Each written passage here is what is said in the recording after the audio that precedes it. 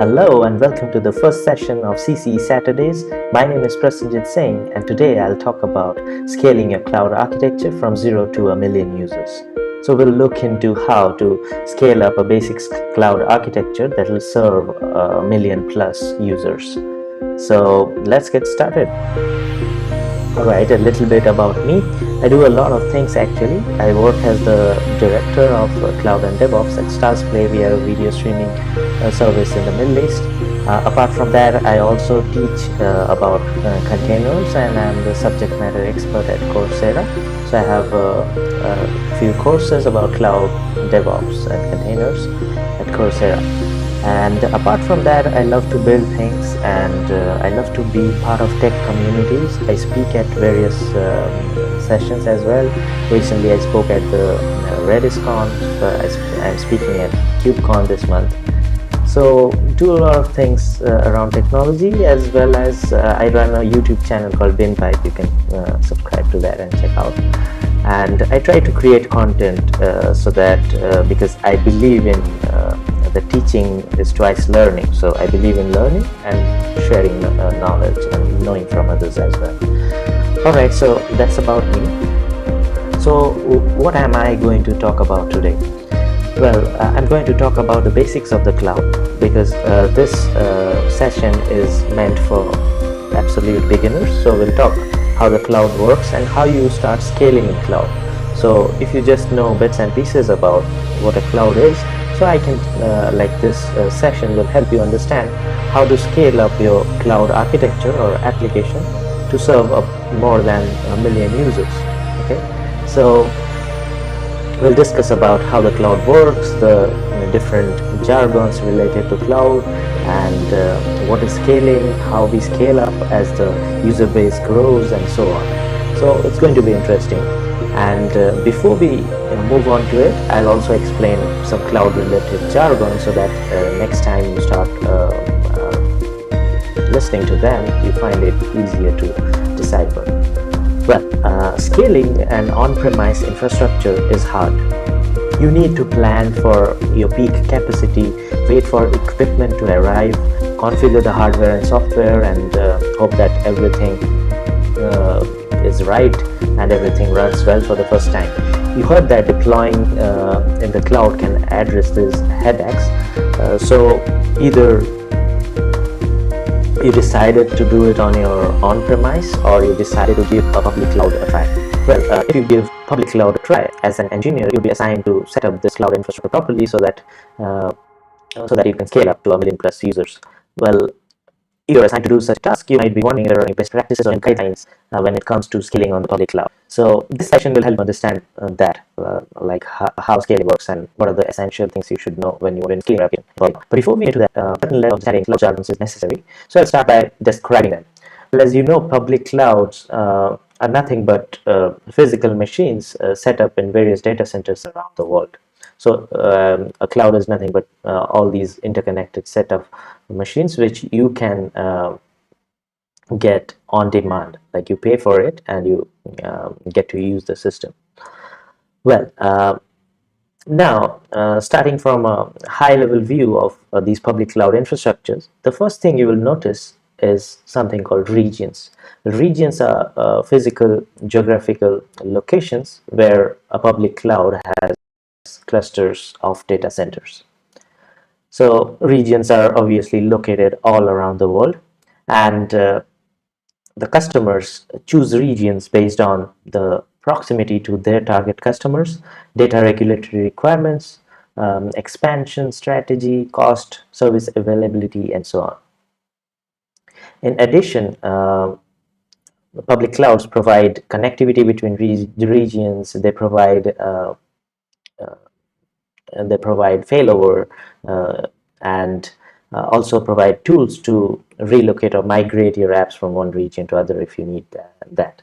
So that is what is about regions. Now comes something else that's called AZ, or availability zones. So each region again will contain 2 or more availability zones, or AZs, and these are nothing but independent clusters of data centers designed to be insulated from failures.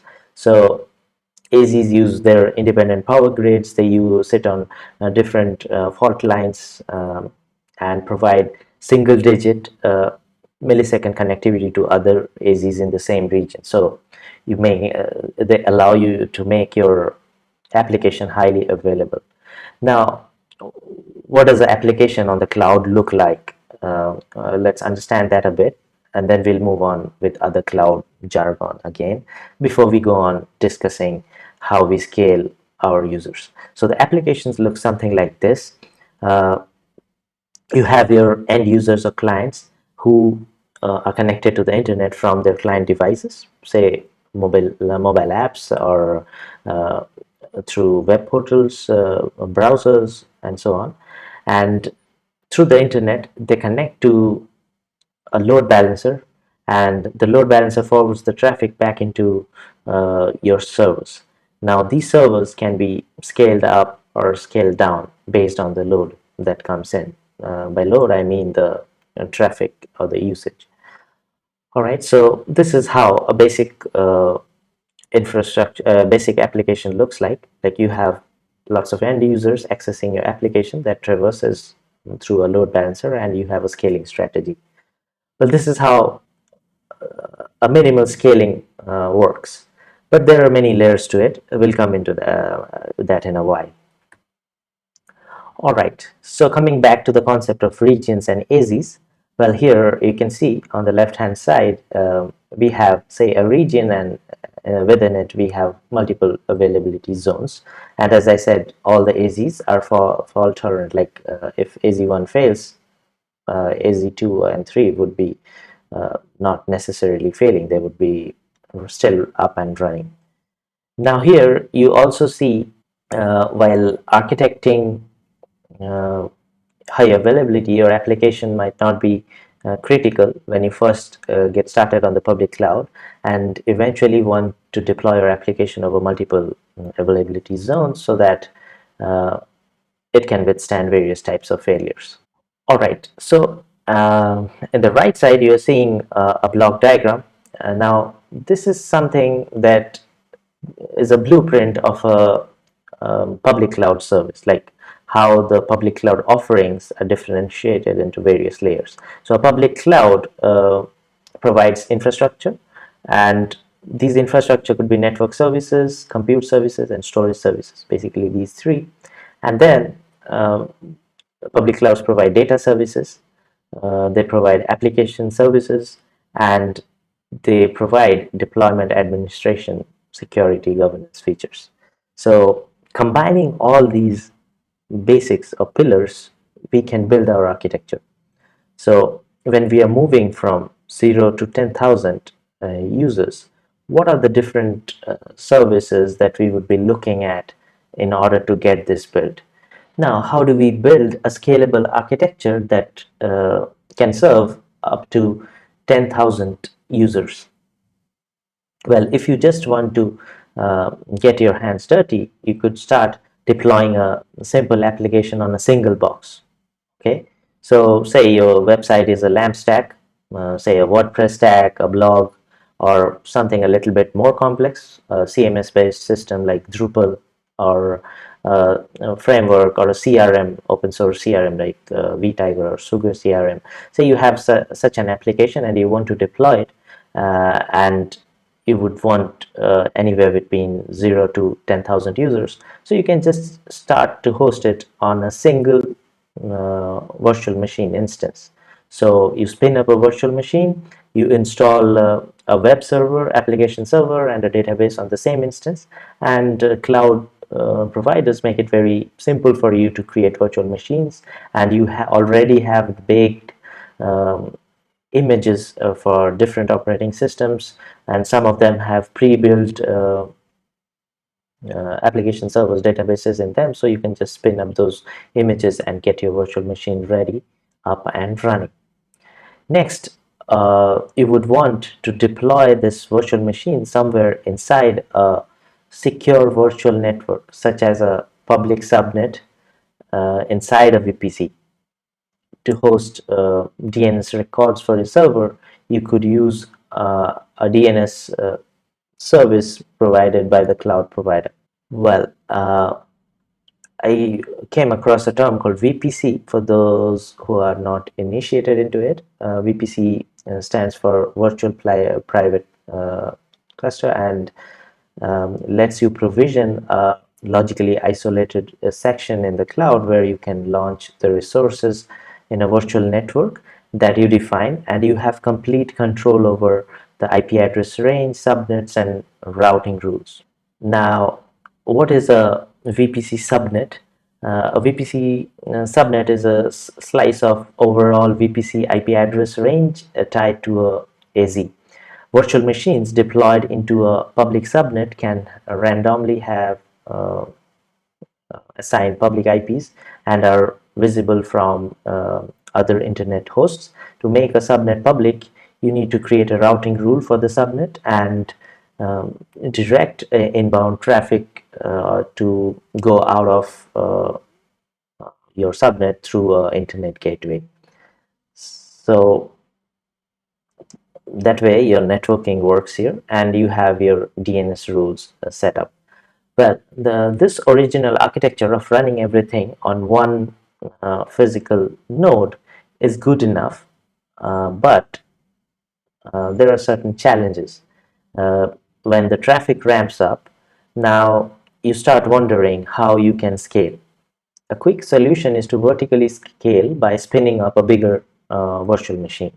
Like say if you have 2 gigs of memory and say you have 40 gigs of hard disk on which your application is running and you're running out of space or running out of memory, then you can just have a bigger box and still keep running your show.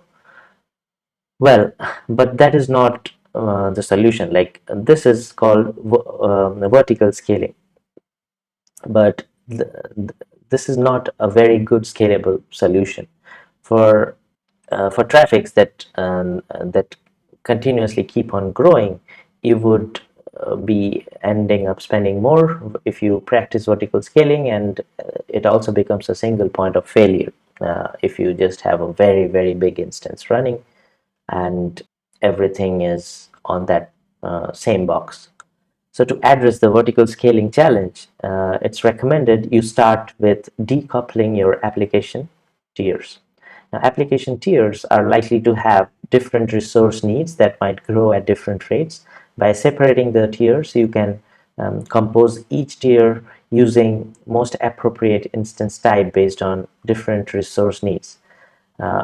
When we apply the concept of decoupling to the original architecture, then the new architecture will look something like this. Well, now what we have done and how is this different from the previous one? Let me go back to the previous one once more. Well, here you can see there is just one instance, EC2 instance, meaning the virtual machine instance. This is a diagram taken from AWS use case, so EC2. Well, the virtual machine instance is a single instance which is inside a public subnet, inside a AZ, which is in a region in the cloud, and you have your website running on the EC2 instance, and you have Route 53, that is the DNS, pointed to your website and through an internet gateway. So your users are routed through the internet gateway to your EC2 instance where Apache is serving a website and you have your database running on the same server. So that was something which served you 0 to about 10,000, but when you're growing, I mean even before you reach 10,000, depending upon what kind of application it is, you can face challenges. So vertical scaling is not the solution. In that case, what we do is we have this something called horizontal scaling, but before we can do that, we have to decouple our apps. So to do that, we are now splitting our instance into 2 instances or virtual machines. So on one of them, it would be running your applications or the web server. On the other, it would be running your database. Everything else remains the same. So here, once you have decoupled, you can see where you have the load, whether database is the bottleneck or the application. If application is the bottleneck, you can scale that up if database is the bottleneck, there is no very not a good solution here in this architecture. We'll come to that in a while. All right, so you can spend some time with this diagram and try to understand if everything is clear.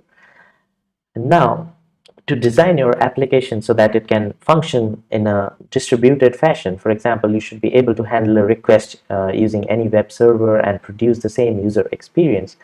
Your application state should be stored independently so that subsequent requests do not need to be handled by the same server. Now here, this is another challenge. Now let me give you an example. Say you have split your application and database, and you see that whenever there is higher load and you scale up the application servers or the web servers, you are able to serve all your customers perfectly well. But there is a challenge, like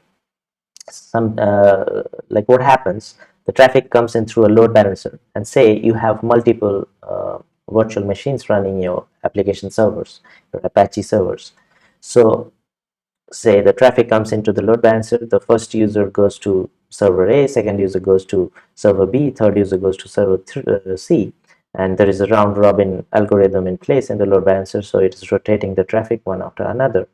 And say the user logged in and his session information was created on server A, and the next request from the user lands up in server C where the session information is not there. So the user is logged out of the website. So this is not a good solution. So how do we handle that? So to do that, we have to make sure that the servers are stateless. And once that is done, that can be done in numerous ways, like storing the session on the database. Not a very good practice, but it works. Or you can have a cache, like something like Redis, something which is a common cache accessible from all the application servers, and session is stored there. But there is a challenge too, like that becomes a single point of failure. But that's another problem that we'll deal with while we are discussing. So for now, we know that we can scale it by splitting or decoupling, and we can scale up the application server separately and database server separately, and we somehow take care of our session or the state, and we make our instances stateless. So that way it is horizontally scaled, and everything works fine. Load balancers, load balance traffic, and everything goes good. But even this cannot sustain traffic after a certain limit.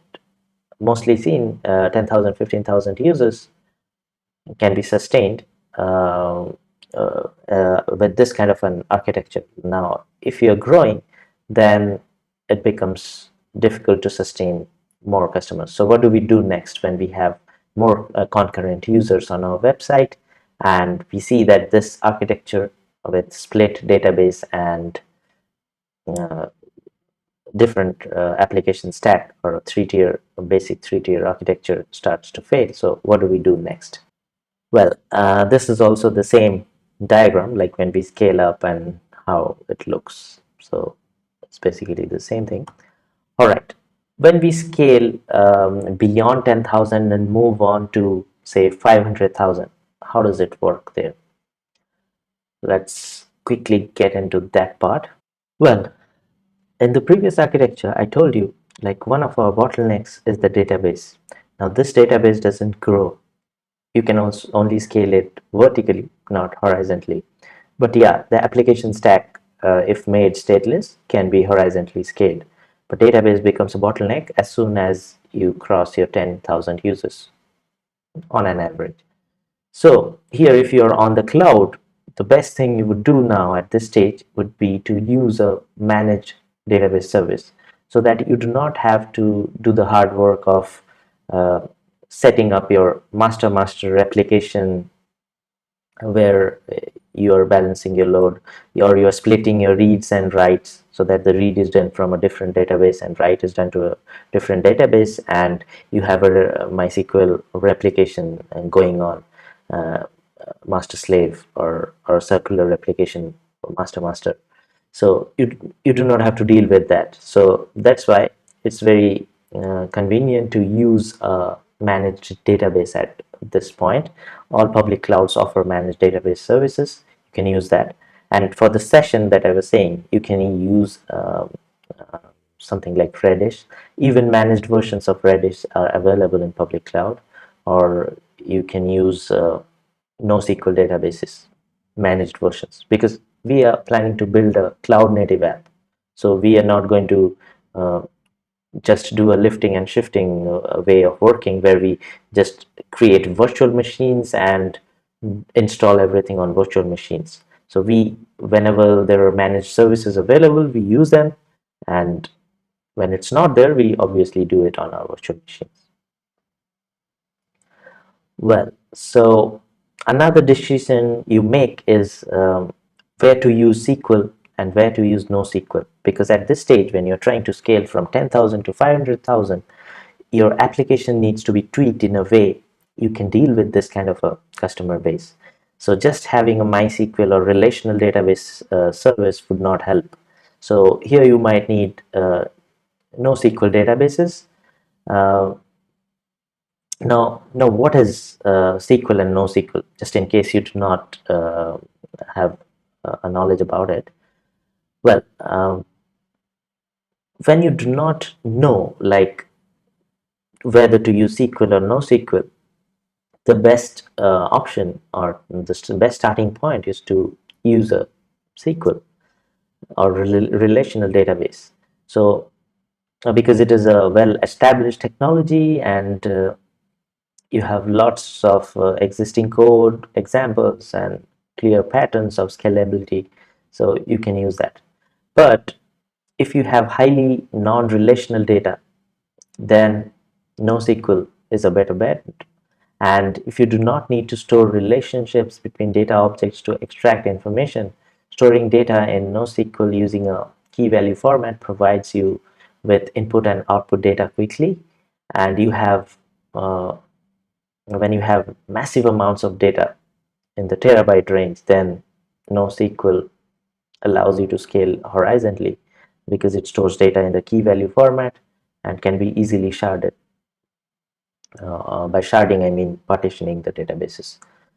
NoSQL data architecture can also maintain high throughput even for large data sets, uh, and you can rapidly ingest lots of data. So these are some advantages of having or using NoSQL databases. Well, coming to this diagram, you might be wondering what this is. So here it's just a representation of how our architecture will look like. Like, we are scaling up our virtual machines, and to maintain high availability, we are scaling it over uh, various subnets in different AZs. And you can see them in the base of this image, the master and the slave databases. They are in different availability zones, and there is a replication going on. So this is the ideal way to have a highly available database that serves up to 500,000 users. Now, clouds also provide multi-AZ features where they replicate over multiple availability zones. All right, so if your user base still keeps growing, and after decoupling your application tiers, you're ready to horizontally scale, then you can start adopting this kind of an architecture. Now, this kind of an architecture at an application level needs load balancers. Now, these software-based load balancers that are provided by clouds, or some name it elastic load balancers. So these are horizontally scaled services that require zero administration from your end, and they support SSL terminations and sticky sessions. Well, what is a sticky session? Like, when the request comes in for a particular user, the request lands on a particular virtual machine or application server, and all the requests from that particular user are made sticky, so that they land up on the same application server. So that is sticky session, so that the user has this session saved on the same server, so no discrepancy on the user that the user faces. All right, and what else do we do to sustain 500,000 users is using splitting your databases, read and writes. So in this particular diagram, you can see you have your application servers in different availability zones, and they can horizontally scale, and you have your private subnets where you have your say applications running there. So you have a three-tier architecture. You have web tier on the top, multiple VMs, and then you have your application servers which are connected to the databases, again multiple uh, virtual machines, and then you have your databases which have read replicas, and uh, they have multi-AZ deployments. So all the databases are redundant and they can survive a failure. So now you might be thinking how to do that. You do not have to do that if you're on a cloud. You can use the service providers database offering. So that is the ease of deploying architectures on the cloud instead of natively doing it on premise. On premise teaches you how to do things correctly, but cloud helps you do things faster, which matters more to your business because you're focusing on your business, the success of your business, rather than just learning how to do it. That can be done in your proof of concepts. All right, so how do we gain from this architecture and how does it serve up to 500,000? Number one, we did horizontal scaling of the application layer. We had multi-AZ databases. We had read replicas, so the read operations are split and write operations are split so that everything works well. And it works pretty well. But this can be decoupled even further. So how can that be done? Well, your application might have some static files or static assets. Well, you can store those assets in your block storage, but that is not very efficient. You can store them on object stores. That is economical, and you can scale it in the long term, and it's very cost effective. All right, so you use the simple storage service for this, and you use offerings like DynamoDB or MongoDB, where you store your data as flat files instead of storing them on relational database system. And you use caching systems to make it more scalable. Caching is very important, makes the website blazing fast. So that is how uh, it can serve large numbers of customers. But how can we beef up this even further? It's possible. Now, whatever we did until this point was manual, like adding new virtual machines whenever we are anticipating more load, or adding our database replicas, and so on. So everything was manual. But clouds offer to do all this automatically for you. So how do we do that? Here, auto scaling comes in. Now, auto scaling is nothing but monitoring your services, detecting the bottleneck, setting a trigger, like what happens when that bottleneck is hit, and what is triggered, and what does that trigger do. So these factors come in. So if it is a application bottleneck and say your CPU hits a certain limit, or your concurrent requests hit a certain limit, then you trigger your auto scaling activity that adds more application servers. If there is a database bottlenecks, maybe it spins up new instances of your database, or if it is a bottleneck in your caching system, it scales up your caching capabilities and so on. So after you shift workload components to appropriate cloud services and decouple your applications, like we did in the past slides that we discussed, you can introduce auto scaling to squeeze more efficiency out of your infrastructure. In the traditional infrastructure world, where you had to provision a fixed number of servers, you are forced to stand up servers based on your peak demand. This method of server procurement forces you to do capacity planning and wastes money on unused server capacity. Well, what do you have after these tweaks? You have something that looks like this. So you have CloudFront or CDN, that is a new addition where you can store your static content, or you can, and this CDN fetches content from origin, which is object store that I spoke about, which is S3 in this diagram. And then you have DynamoDB, which is a something like a MongoDB flat file database. So here you have your assets, and then you have your regular database, your application layers, which now can be auto scaled because you have auto scaling triggers on your load balancers, and you have auto scaling groups and all that, so that they can be auto scaled. Then you have caching systems like Redis, which are offered by these cloud providers, and you have your web server layer as well. And so that is how it looks like now, auto scaled, and works pretty well. But there are again some challenges. Let's discuss that. Now, in the traditional infrastructure world, where you have to provision a fixed number of servers, you're forced to stand up servers based on your peak demand.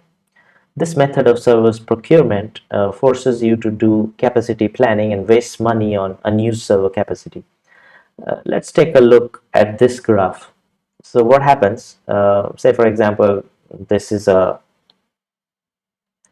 CRM website which employees use. So you will see at a particular time there is a peak requests, and at the night no one is accessing the CRM, then it goes down. Or probably over the weekend no one accesses and it goes down. But the rest of the time you see a peak usage, and there is a pattern that happens every day.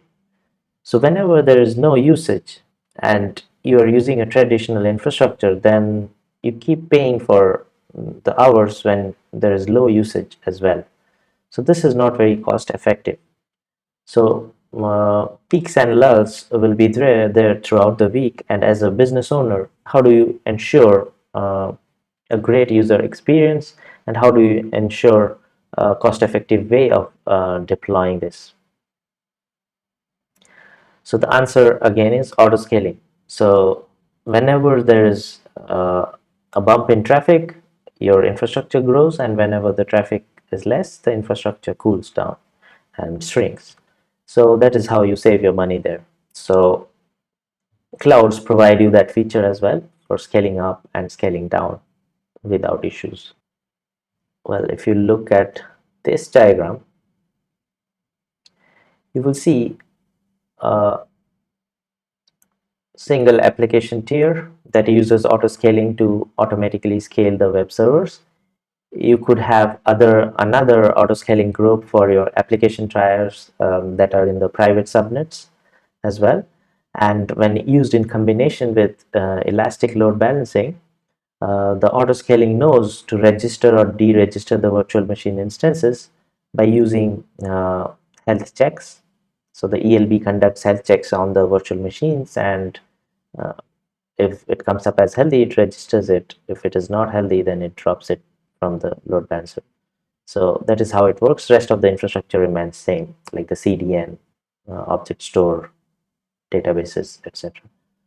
So this way, it can serve 500,000 plus. Like if you have auto scaling in place, managed databases, caching in place, and you have these splits of application tier, database tier, and a web server tier, and you manage your static files via CDN, then it allows you to manage 500k plus. But as you're moving to 1 million, managing this big infrastructure becomes difficult. So here you will need some automation. As your environment scales, it becomes less and less efficient to manage all these workloads. So not only your manual deployments take time, but also it makes room for human errors, and that is where you need automation, that which people say DevOps nowadays. Well, that's a different philosophy altogether. We'll talk about that in some future session here. Well, automation, how does it benefit? It provides, allows you to do rapid changes in a big architecture, such as the one which we are discussing, 500,000 plus customers. And it allows improved productivity, it allows repeatable deployments, it allows to reproduce environments, and you can use tools like Terraform to do that, or Ansible to deploy softwares, and so on. Well, leveraged elasticity. Now, automation allows you to shrink or expand your cloud resources. Say you use Terraform to spin up instances, and you use Terraform again to kill instances and shrink down your architecture. So all that can be done, and different automation methods are also available in public clouds. And last but not the least, you have automation testing. So automation helps you in lots of ways, and there are specialized services to do that. Every cloud has these specialized services to do all kinds of automation. And apart from that, you also have provisions to monitor your stack, because at this point, when you're crossing 500,000 customers, it is imperative you monitor your stack. So logging and monitoring options are also available with private clouds, so you should use them.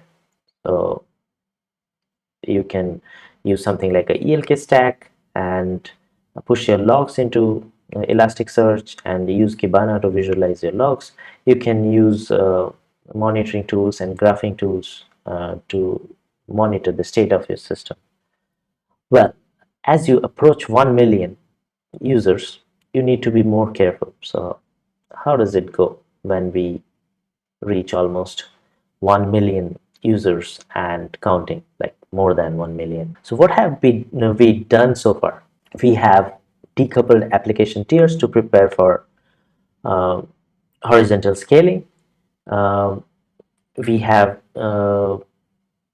used database systems that are cloud native, like managed by the cloud provider, database as a service. We have used shift components of workload and shifted them to cloud native services. For example, we put our static files outside our web servers into CDNs. We used object stores, we used caching systems, and so on. And we applied auto scaling so that the instances can scale up. And apart from that, we also used automations. So we have done all this so far. Now, how do we go more into this? Like, as we grow, how do we work more into perfecting this?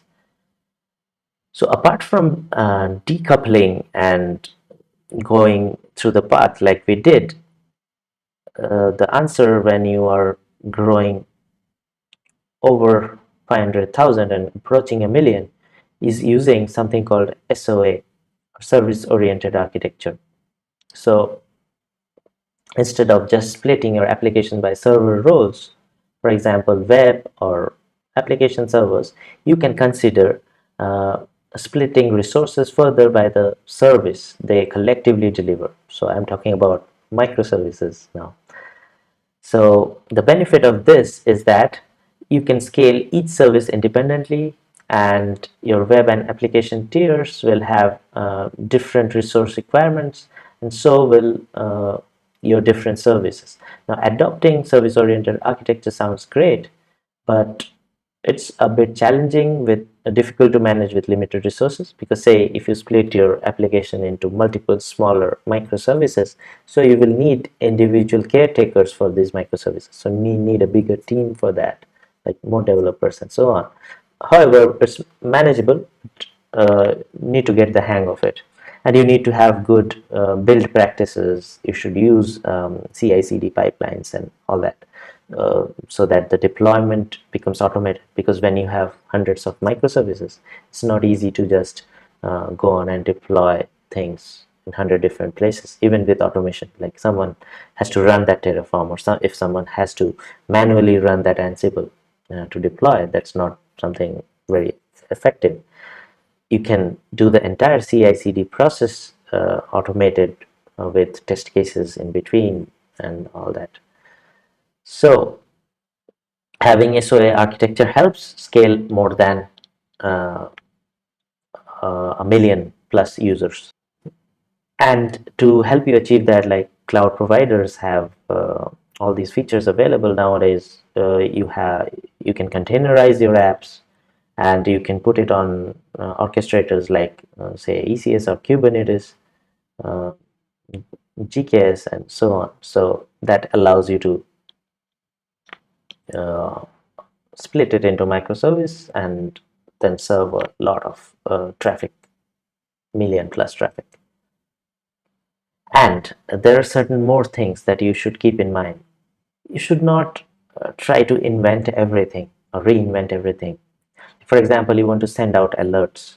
So you should not be having a virtual machine and putting up a SMTP server on that, managing, maintaining that server, and sending your mails out through that SMTP. So it doesn't work that way in the cloud, because cloud already provides you various things like sending emails, queuing, asynchronous message queuing. If you are a video streaming provider, clouds provide you transcoding mechanisms. You have monitoring tools, logging tools, like we discussed, and you can just use them right away instead of building it on your own and then use it.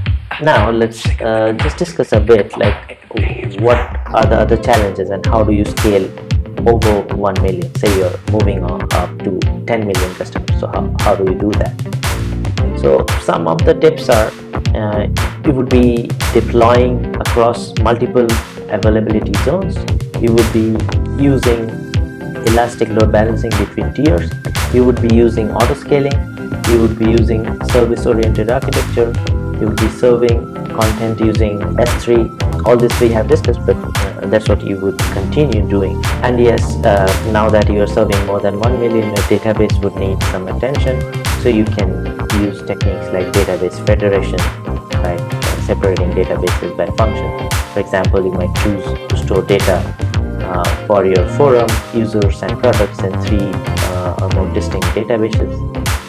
And this allows your components to scale independently. So now your database is also following an SOA strategy.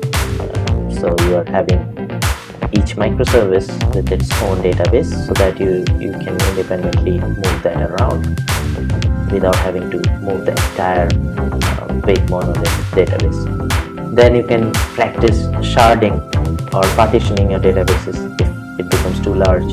And as we discussed, you can use NoSQL databases. If you have independent tables in the relational database that